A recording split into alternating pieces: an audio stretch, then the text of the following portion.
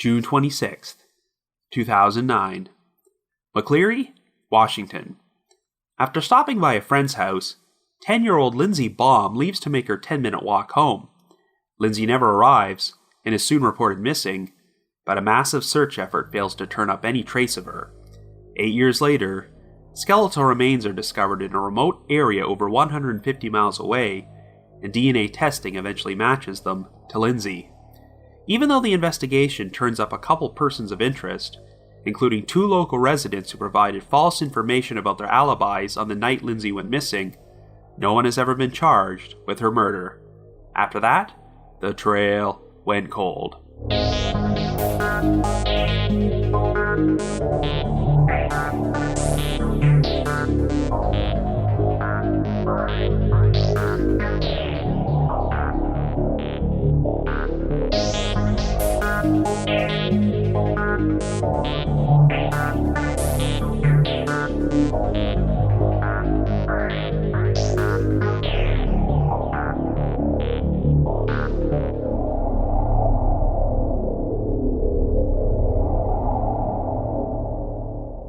Hello everyone, and welcome to the latest episode of The Trail Went Cold. I'm your host Robin Warder, and we've got a pretty sad and heartbreaking story to cover today. The 2009 disappearance and death of Lindsey Baum. Lindsay was a 10-year-old girl who went missing one night on what should have been an uneventful 10-minute walk back to her house. This would become one of the most heavily discussed missing children's cases of the past decade, until skeletal remains belonging to Lindsay were discovered in a remote area 8 years later, and she was positively identified in May of 2018. I have received numerous requests from listeners to cover this case, both before and after Lindsay's remains were found. Everyone was hoping this development would soon lead to the case being solved, but here we are nearly 1 year later, and we still don't know who was responsible for her abduction and murder. Over the years, there have been a couple persons of interest who have done suspicious things to capture the authorities' attention, but thus far, no direct evidence has been found to arrest anyone. Surprisingly, even though this is a highly publicized case, the only time I've seen it covered on a podcast was on Nancy Grace's show last year. I've decided to cover this story now because Lindsay's case will be reaching its 10-year anniversary in June, and hopefully, there is a resolution sometime in the near future. Anyway, before we get started, just a quick reminder that The Trail Went Cold is a weekly podcast which is currently available for download on several platforms, including iTunes, Stitcher, Google Play Music, and Spotify.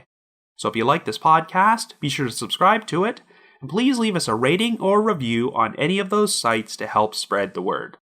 The Trail Went Cold is on Patreon, so if you would like to learn how to support the show, please visit our page at patreon.com/thetrailwentcold. For as little as $1 a month, you can garner access to exclusive rewards, which may include stickers and thank you cards, early access to episodes, and bonus content. So with all that out of the way, we shall now explore the unsolved death of Lindsey Baum.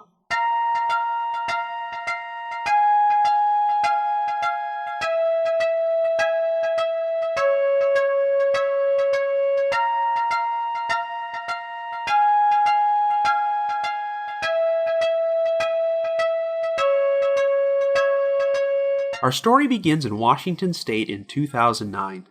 Our central figure is 10-year-old Lindsey Baum, who lives with her mother, Melissa Baum, and her 12-year-old brother, Josh. Lindsay was originally born in Tennessee, but after her parents divorced, Melissa decided to take her 2 children across the country to Washington for a fresh start. They ultimately settled in McCleary, a small logging town of just over 1,500 people located in Grays Harbor County, about 80 miles outside Seattle. The family has spent the past 2 years living in a house on Mompson Road. Even though Lindsay hasn't seen her father, Scott Baum, for over a year, they often communicate via telephone. Lindsay is known for being a very talkative, outgoing girl who loves writing stories, and once stated that her dream was to publish enough books to completely fill her family's bookshelves. On June 26th, Lindsay was celebrating her recent completion of the 5th grade and greatly anticipating her 11th birthday, which would be occurring in less than 2 weeks on July 7th. That evening, Lindsay decided to go to the home of her friend, Michaela, to ask if Michaela could stay over at her house. Her brother, Josh, tagged along with her, but after they left, the two siblings got into a heated argument over the usage of Josh's bicycle. A family friend soon intervened and sent Josh back home to cool down, while Lindsay continued to walk to Michaela's residence on Maple Street.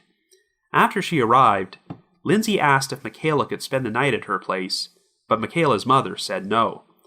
At approximately 9:15 p.m., Lindsay left to walk back home, but even though the half-mile trip should have only taken about 10 minutes, she never arrived. By the time 10 o'clock rolled around, her mother Melissa became concerned because this was ordinarily Lindsay's curfew. Lindsay tried calling Melissa's cell phone to check on her, but discovered that Lindsay had left it at home in the charger. When Melissa phoned Michaela's house, she was surprised to learn that Lindsay had already left nearly an hour ago. After a quick search of the neighborhood failed to turn up any sign of Lindsay, Melissa dialed 911 to officially report her daughter missing. It would turn out the last confirmed sighting of Lindsay was from a neighbor who was on their way to work and saw Lindsay walking on Maple Street near 6th Street, the approximate halfway point between Michaela's house and her own residence. Over the course of the next week, law enforcement would coordinate a massive search effort for Lindsay, involving ground, air, and water searches, and agents from the FBI office in Seattle were brought in to assist the investigation. But unfortunately, they failed to turn up any trace of Lindsay. Right from the outset, police discounted the idea that Lindsay ran away on her own, as she left all of her personal belongings, including her cell phone, behind at her house. In addition, Lindsay also had a fear of staying out after dark, so if she had decided to run away, it seemed very unlikely she would have done so at that time of night. The most likely explanation was that Lindsay was the victim of an abduction, though a search of her computer turned up no evidence that she had been communicating online with any strangers who could have harmed her. However, Melissa would recount a pair of incidents which took place in the week prior to Lindsay's disappearance that may have suggested someone was stalking her. Lindsay told her that she and one of her female friends were inside the bathroom at a local park when a man suddenly burst in on them before leaving and taking off on a bicycle. Later that week, Lindsay shared an incident where she felt that she and her friend were being followed by a man in a white car. On the very day before she went missing, Lindsay also told her mother that she had an ominous feeling that something bad was going to happen, but didn't provide any specific details. Over the course of the next decade, over 40 people would be considered potential persons of interest in Lindsay's disappearance, but a couple of them stood out. The first person was a 23-year-old man from the nearby town of Elma, who has never been named publicly by law enforcement.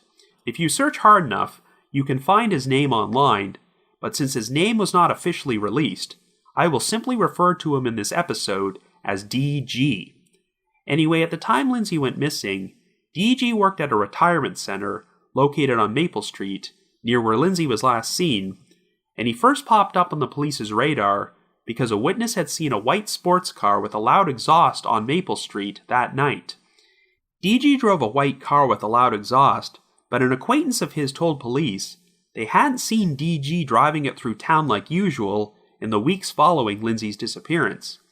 Investigators called DG's home and left a message with his mother that they wanted to arrange an interview, but a strange incident occurred shortly thereafter when Lindsey Baum contacted the police to report that she was being followed by a white car.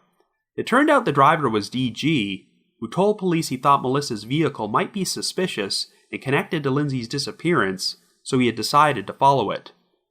Upon further investigation, police learned that on the day after Lindsay went missing, DG had told a female acquaintance that he could not believe a girl from his area had been abducted and dismembered.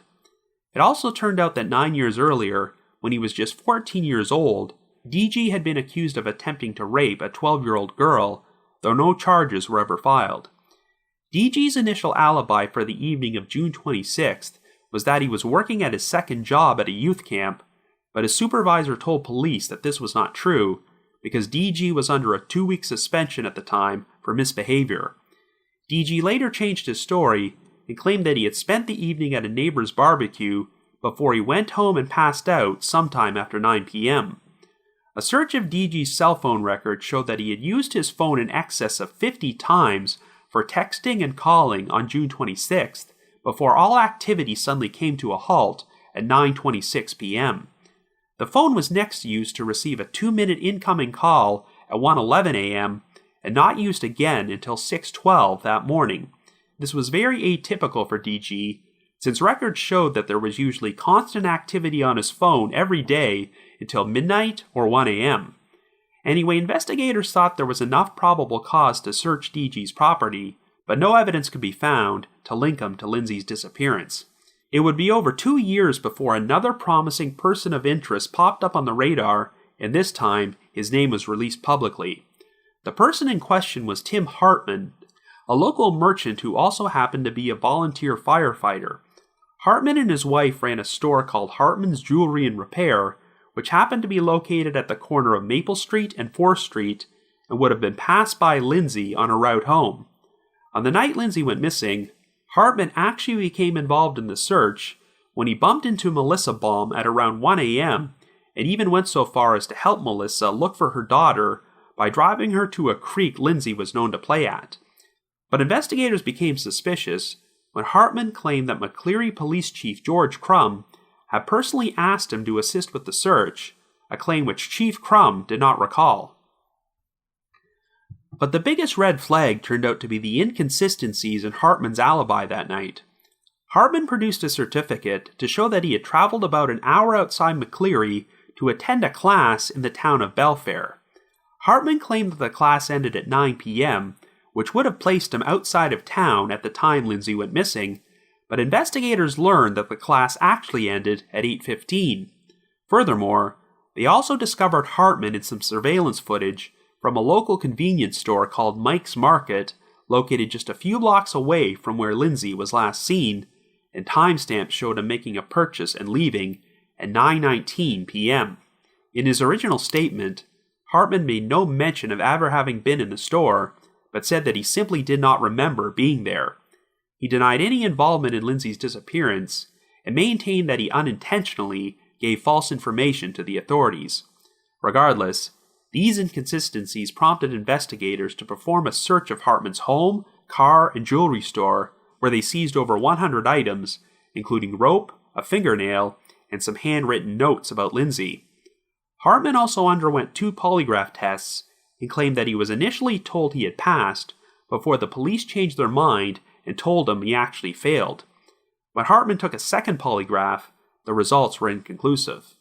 But in the end, no evidence could be found to implicate Hartman, and while he has stopped cooperating with police, they have not upgraded his classification from person of interest to suspect. Anyway, Lindsay's case would garner a lot of media coverage, and in November of 2009, she was even featured on the cover of People magazine when they wrote an extensive article about missing persons. Her disappearance had a devastating impact on the town of McCleary, and Grays Harbor County Sheriff Rick Scott would be quoted as saying, "It literally took the innocence of that community and erased it that night." But the ordeal would be especially difficult for Lindsay's family. Her father, Scott Baum, was a member of the Tennessee National Guard and was scheduled to deploy to Iraq only weeks after she disappeared, forcing him to go overseas without finding out what happened to his daughter. Melissa Baum was so overwhelmed by the experience that she found herself unable to return to work and had to rely on her son's Social Security disability payments to support the two of them, but it eventually reached the point where she could not afford to pay rent, and they were evicted from their home. Lindsay's brother Josh was a special needs child who suffered from Asperger's syndrome and felt immense guilt over the fact that he had gotten into an argument with his sister shortly before she went missing. As a result, Josh suffered from frequent nightmares and serious behavioral issues. In fact, when they tried to stay with a relative of Melissa's, Josh's behavior problems escalated to the point that the relative decided to lock them out of their house. By 2010, Melissa was forced to move into a motel room paid for by a local charity and sent Josh to live with his father for a while until she could find work and a decent place for them to live. According to Melissa, Josh, quote-unquote, didn't just lose his sister, he lost the mom he knew. The investigation would hit a standstill for the next several years before there was an odd development in August of 2017, as a trio of elderly brothers with the last name Emery were charged with 2 counts of second-degree possession of depictions of minors engaged in sexual conduct. They were 82-year-old Charles, 80-year-old Thomas, and 78-year-old Edwin. The brothers, none of whom ever married or had children, lived together in a house in Seattle for over 50 years, but Charles was suffering from dementia and had been moved into a residential care facility. Charles's niece was her legal guardian and went to the house to clean it out, but she wound up finding a ton of disturbing material and notified the authorities. The house was described as being littered from floor to ceiling with such material as child porn, photos of girls being raped and murdered, sex toys, used condoms, and children's shoes and underwear. They also found manifestos Charles had written, in which he described the ritualistic and satanic sacrifices of young girls. It would later turn out the brothers had sexually abused their sister and other female relatives, and were suspected of abusing children throughout their entire lives. But here's where the connection to Lindsey Baum's case comes in. The Emerys also owned an isolated farmhouse in the town of Shelton, which had been occupied by another brother, Donald, who died in 2016 at the age of 85. A bunch of disturbing material involving the sexual abuse of children was also found there, as well as a missing persons flyer for Lindsey Baum. Since Shelton was located less than 20 miles away from McCleary, investigators looked into any possible connection between the Emery brothers and Lindsay's disappearance and performed extensive searches of their homes and property, but could not find any evidence they were involved. However, there was a bizarre side story to this development. It turned out that in 1987, the deceased Emery brother, Donald, had filed for divorce from his wife Sandra, claiming that he could not find her.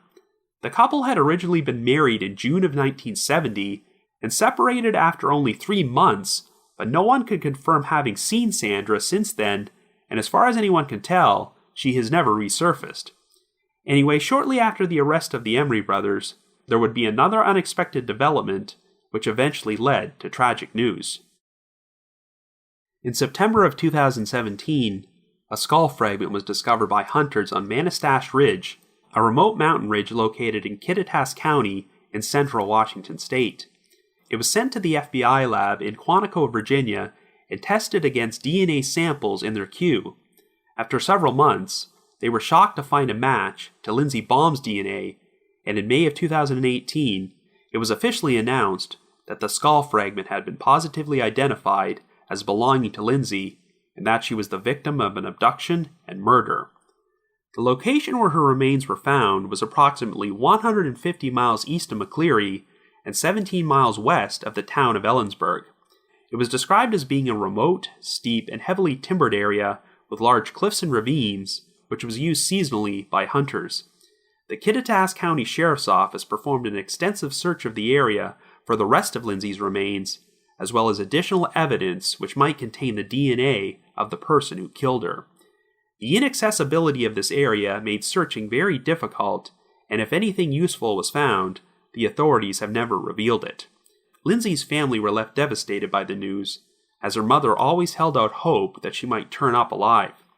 It would be a month after the discovery of the remains before Melissa gave her first public statement at a press conference and commented about the person responsible for Lindsay's death. Quote, "The person is a monster, and I grew up teaching my children that monsters didn't exist. So now, when you tell your children that monsters don't exist, you are lying. Just keep that in mind. They do exist. They don't look like monsters. They look like your next door neighbor. They look like the person who lives down the street or the person who works in your school." End quote. The Grays Harbor County Sheriff's Office have publicly vowed to find the quote-unquote monster who murdered Lindsay and hold them accountable, but for the moment, the case continues to remain unsolved. So I guess you could say, the trail went cold.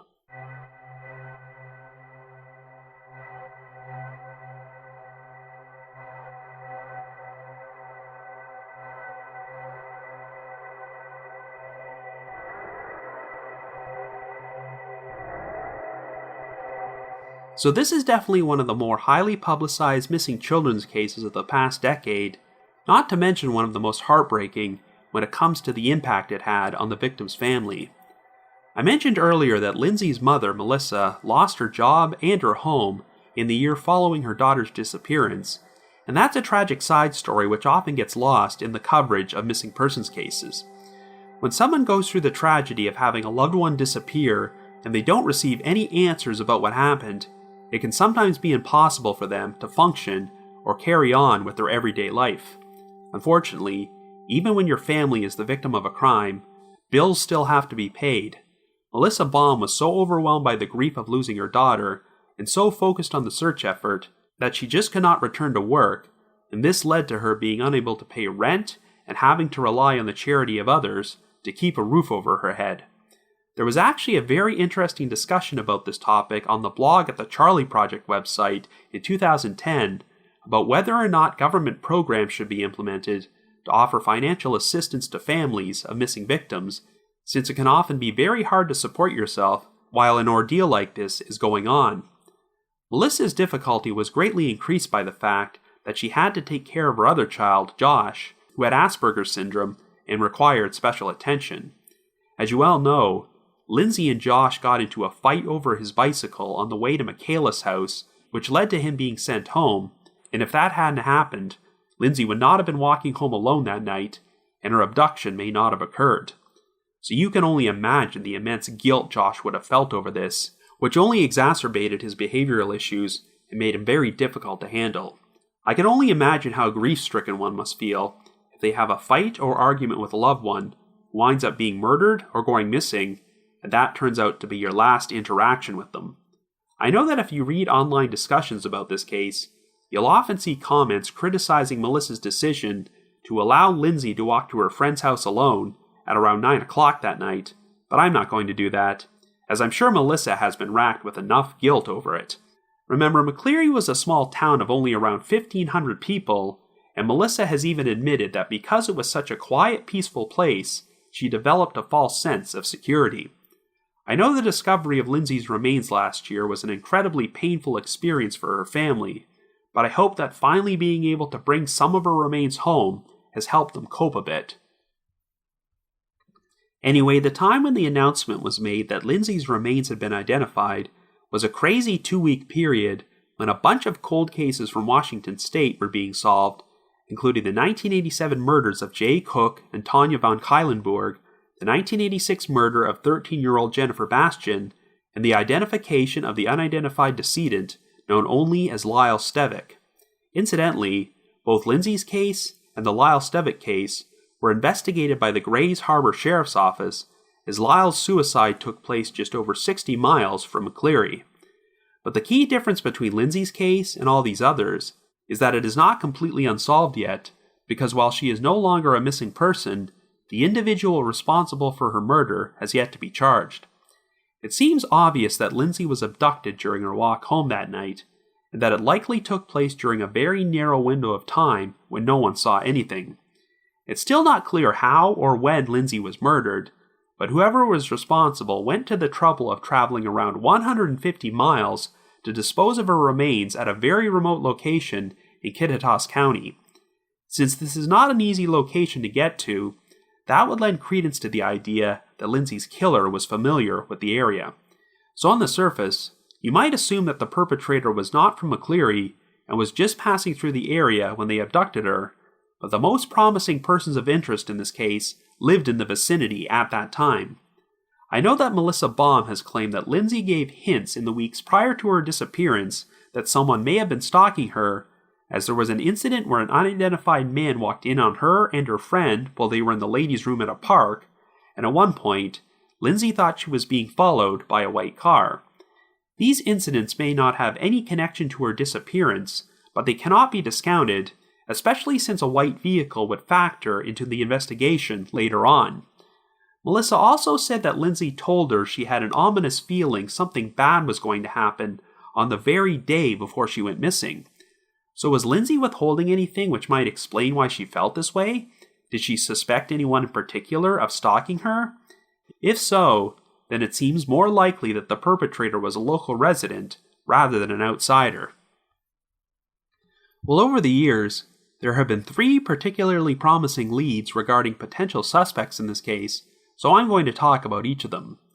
I guess I'll start with what I consider to be the least promising of these leads, and that's the three Emery brothers from Seattle.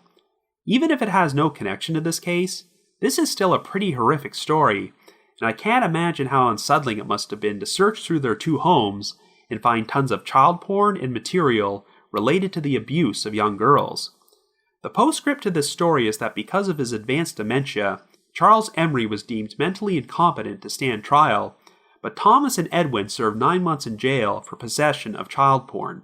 Since then, a number of victims have come forward to accuse the Emery brothers of sexually abusing them, but given their advanced ages and the amount of time that has passed, no other charges have been filed. But it remains to be seen if any of them ever crossed the line into murder.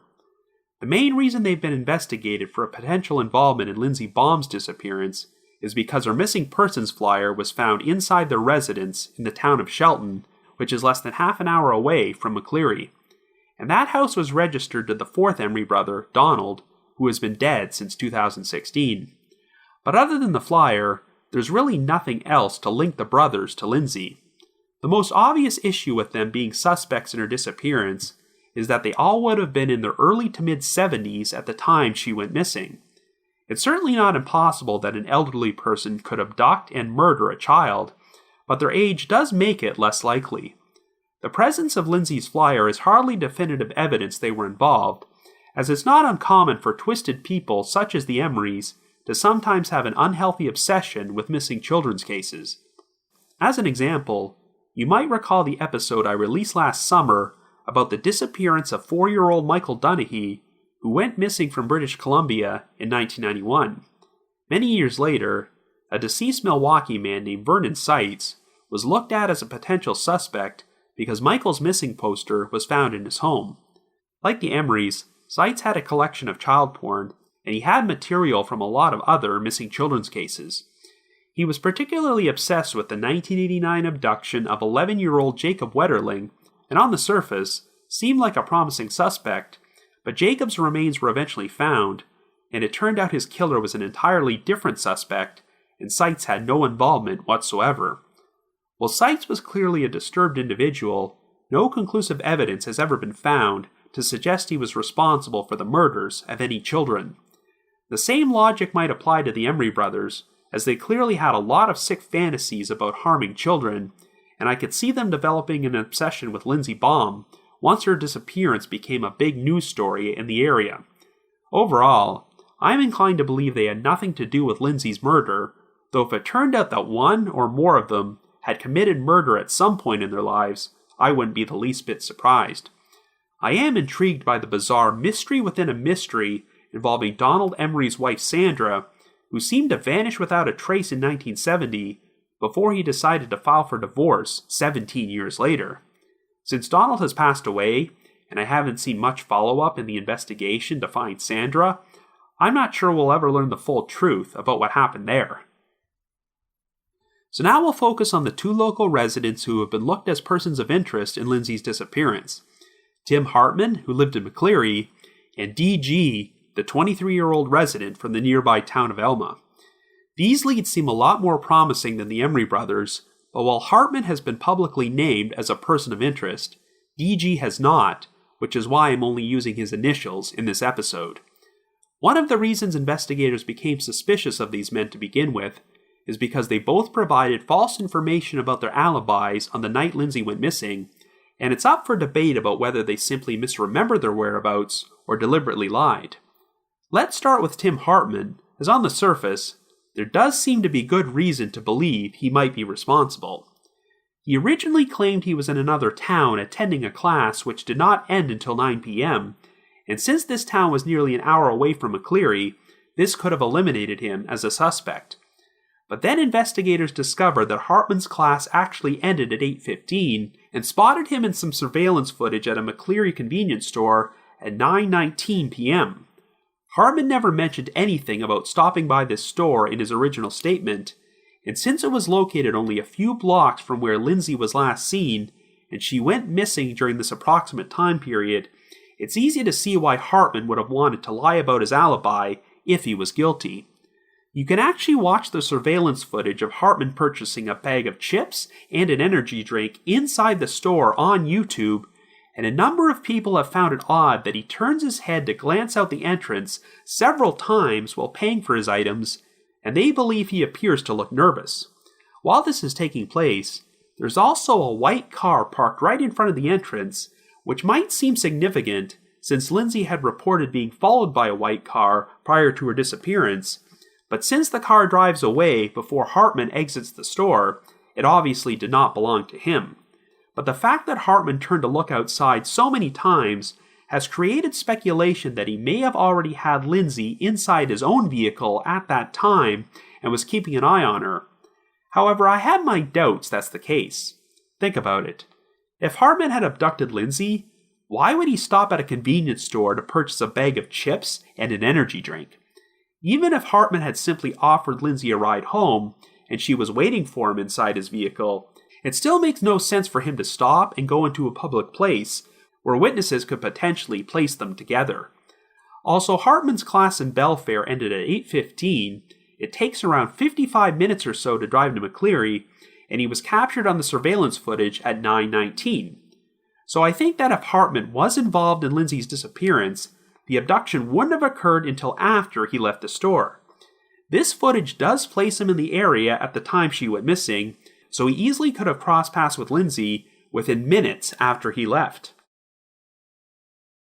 Now, I can give Hartman the benefit of the doubt that he simply misremembered some details, such as the exact time his class ended, or that he stopped off at a convenience store on his way home. That's the tricky thing with alibis. If you're guilty of a crime and wanted to fabricate an alibi, you're going to want to remember specific details to account for your whereabouts. But if you're completely innocent of a crime, the day on which the crime took place is just going to seem like another ordinary day, so you may not recall such mundane tasks as buying chips from a store. But the problem is that Hartman's day would soon become a lot more memorable as he got involved in the search for Lindsay within the next few hours and actually drove Melissa Baum around to help her look for Lindsay after crossing paths with her in the street. Hartman would also say that the local police chief asked him to assist with the search, a claim which the chief does not remember at all. If Hartman is guilty, you could interpret his interactions with Melissa as an attempt at misdirection because he's helping her search a specific area where he knows Lindsay will not be. And while I can't 100% confirm this, I have read some rumors online that after this particular night, Hartman did not help with the search efforts at all and rudely refused all requests to put up Lindsay's missing poster in his store. If true, that's pretty cold, especially since Hartman was flat out with the victim's mother while she was going through the ordeal of trying to find her daughter. There are definitely a lot of red flags with Hartman, but the complicating factor is that Lindsay's remains were eventually found in a remote area of Kittitas County, approximately 150 miles away. The timeline here is interesting because driving to that location and back from McCleary would take approximately 5 hours or so. Since Hartman can be placed in McCleary at 9:19 p.m., and he bumped into Melissa at around 1 a.m., there's no way he could have made that drive on that particular night. But of course, if Hartman was responsible, he could have kept Lindsay hidden somewhere, dead or alive, and then transported her body to that remote location at a later time. If Lindsay was murdered by a local resident, it would definitely be in their best interest to dispose of her body as far away from the area as possible, and I would be interested to know if Hartman took any lengthy, unexplained road trips in the days or weeks following Lindsay's disappearance. In April of 2017, Lindsay's case was featured on an episode of the show Crime Watch Daily, which cast heavy suspicion on Hartman and showed him refusing to talk to them when the camera crew paid him a visit at his jewelry store.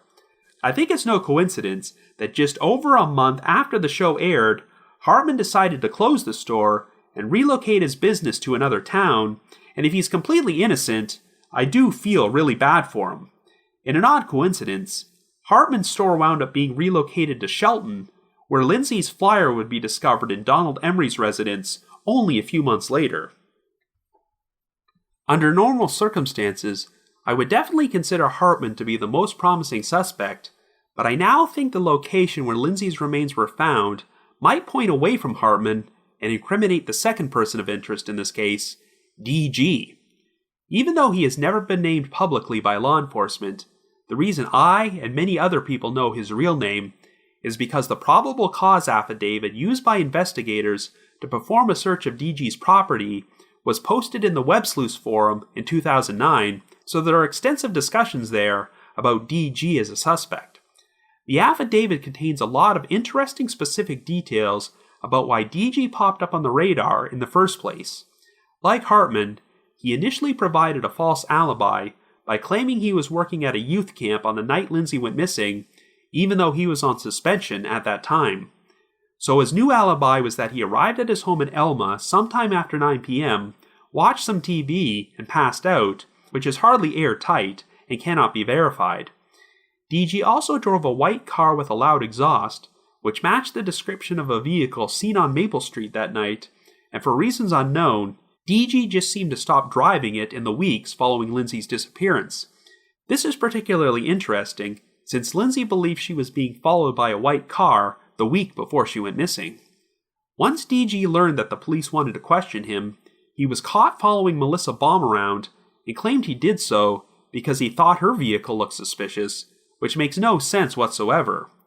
And even though DG was constantly on his cell phone virtually every day during this time period, his cell phone usage came to a complete halt at 9:26 p.m. on the evening of June 26th, and aside from receiving an incoming call at 1:11 a.m., he did not use it again until after 6 o'clock the following morning. I mean, if DG is telling the truth, and he really did pass out while watching television shortly after he arrived home around 9 p.m., then this would account for his lack of phone usage, but it is quite interesting that all this activity came to a halt around the exact time period Lindsay was last seen alive. Of course, there's also DG's weird comments to his female friend the following day, where he made mention of a local girl being abducted and dismembered. But since neither the police nor the media publicly expressed their belief that Lindsay was the victim of a crime until a few days after she went missing, why would DG immediately jump to this conclusion and say something like that? DG's friend also said that he seemed to talk about the case obsessively during this time period.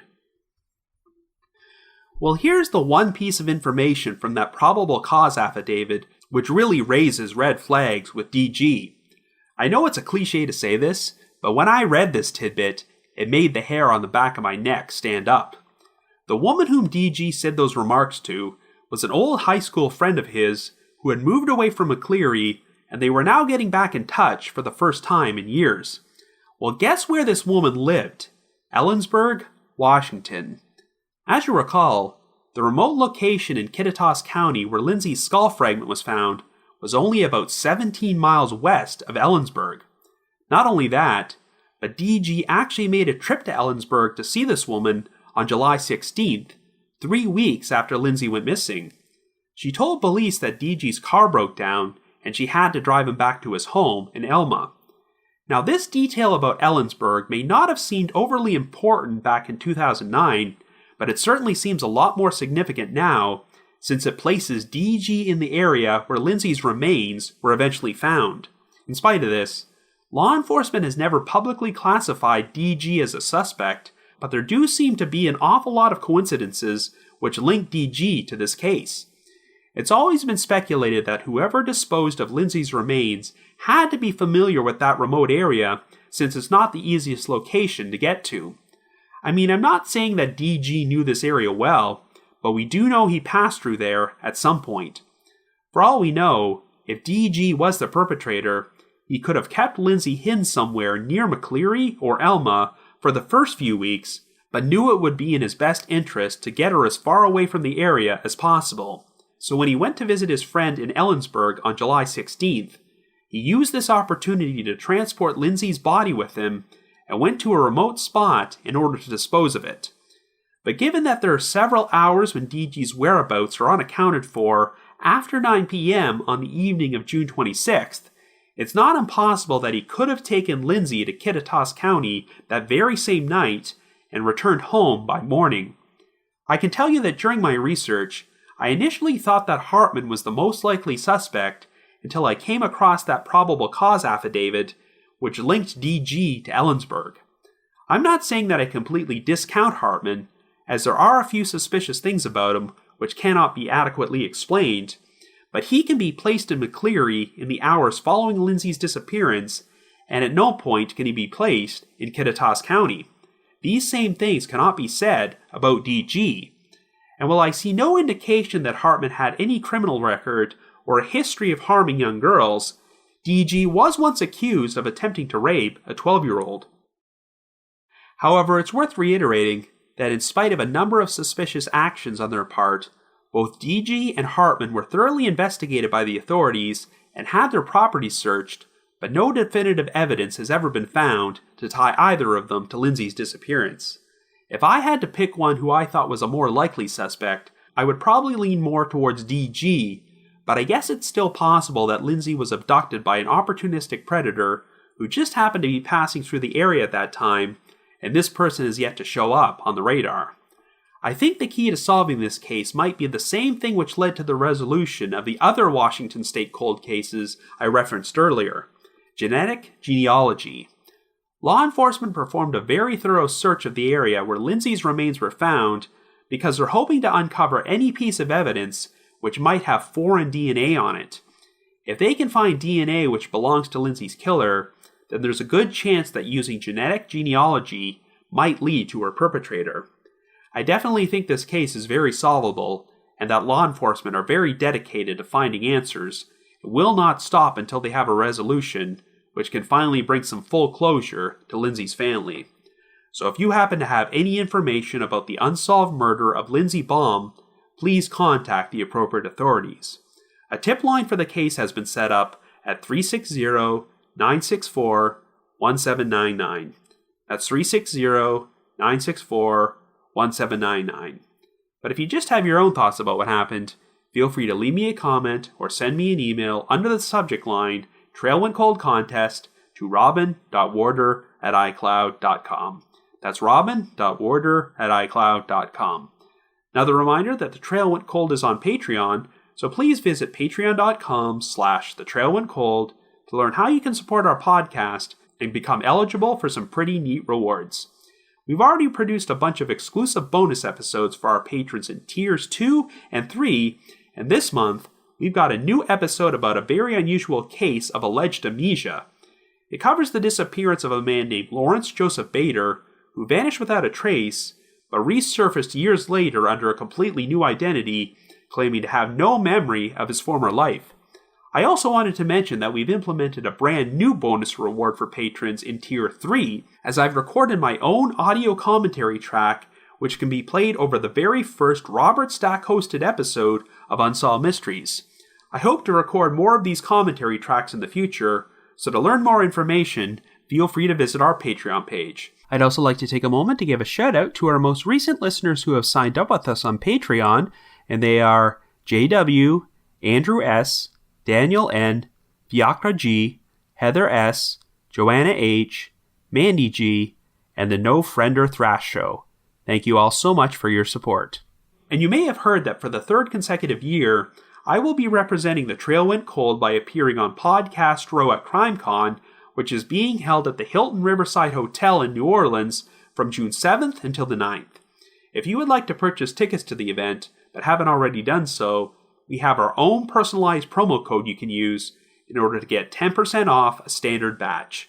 So to receive your 10% discount, please visit crimecon.com and enter the promo code COLD19. That's COLD19.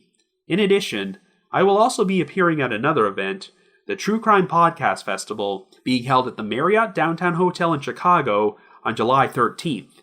So to learn more information about this event and to purchase tickets, feel free to visit their website at tcpf2019.com. That's tcpf2019.com. I also just wanted to give another shout out to my supporters at the Unsolved Mysteries message board at the Sitcoms Online forum and the Unresolved Mysteries subreddit. I need to provide a big thanks to Miguel Foote, who edits and assembles this podcast together for me, and Vince Nitro, who composes the eerie music you hear on every episode. If you haven't already, you can like us on Facebook, follow us on Twitter, or leave us a rating or review on iTunes, Stitcher, Google Play Music, or Spotify. So have yourself a good week and join me next Wednesday for another brand new episode of The Trail Went Cold.